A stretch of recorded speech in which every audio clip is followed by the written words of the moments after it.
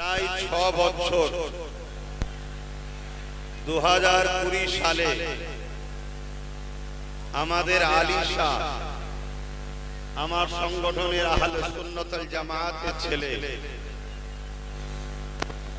তার উপরে অত্যাচার হয়েছিল। তা আমি এখানে দেখতে এসেছিলাম তাকে। সেই জায়গাতে যেভাবে আমার উপরে জালিমরা চড়াও হয়েছিল তা আপনাদের জানতে কারো বাকি নাই।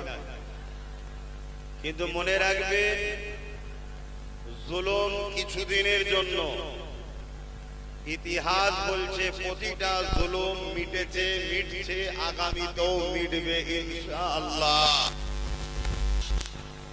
কিন্তু হক সত্য নাই, যুগে যুগে ছিল, আছে, আগামীতেও থাকবে আলহামদুলিল্লাহ।